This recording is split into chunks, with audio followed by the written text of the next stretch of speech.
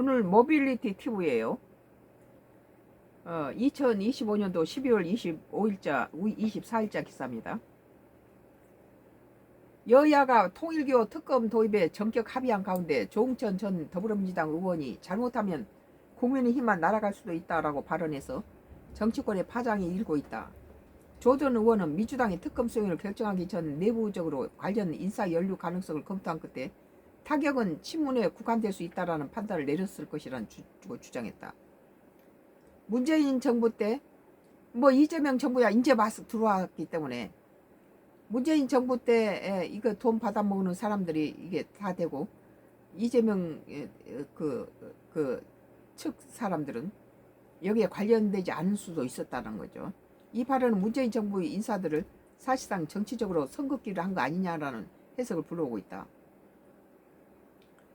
통일교가 새로 이렇게 한 이재명 정부의 사람보다도 문재인 정부 측의 사람이 많이 관여되어 있다는 거예요.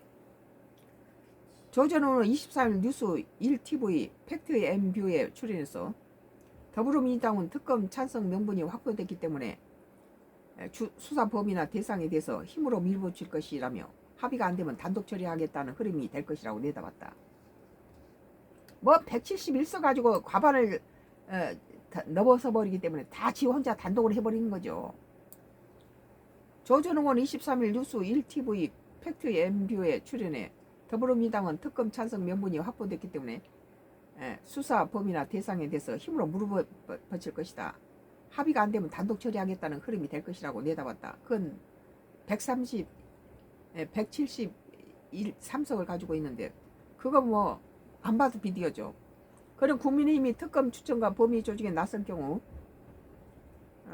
민주당은 오히려 이를 명분 삼아 자신들에게 유리한 방향으로 수사 국면을 설계할 수 있다고 지적했다. 민주당이 깨쟁이잖아요. 아주. 특히 조 전 의원은 민주당이 특검 수용을 결정하기 전 친명계나 청와대 출신 인사들과 연관 여부를 내부적으로 충분히 검토했을 것이라고 강조했다. 그러고 나서 오케이 한 거죠. 지금까지 막 못한다 했다가 버릴 카드들을 주로 문재인 정부 사람들로 채웠을 거다. 그렇게 보는 거예요.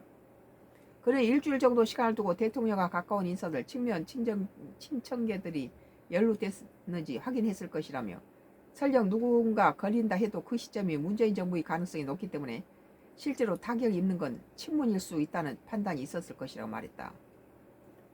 이 같은 발언은 정치고 일각에서 민주당이 사실상 문재인 전 대통령 친문계를 방패막이로 내세우고 특검 수용 명분을 확보한 거 아니냐라는 해석을 낳고 있다. 실제로 민주당은 특검 도입을 두고 당내 강경파와 신중론 사이에 조율이 이어졌으며 여론조사 결과와 당 지지층 반응도 특검 수용 결정에 영향을 미친 것으로 분석된다.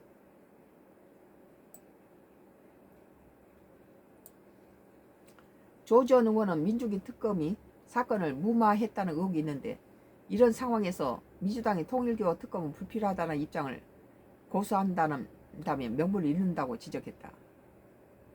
그는 여론조사에서 국민 62%, 국민의당이 62%, 민주당이 67% 특검 도입에 찬성한 만큼 당이 외면하기 어려웠을 것이라며 당내 현실 인식을 언급했다. 통일교 수사의 핵심은 자금 흐름에 있다는 점도 강조했다. 조 전 의원은 한학자 총재의 280억 원 자금의 회계 장부를 차지해야 한다며 금고지기를 구속해 통일교 본부와 단절시키는 방식의 강제 수사가 필요하다고 주장했다.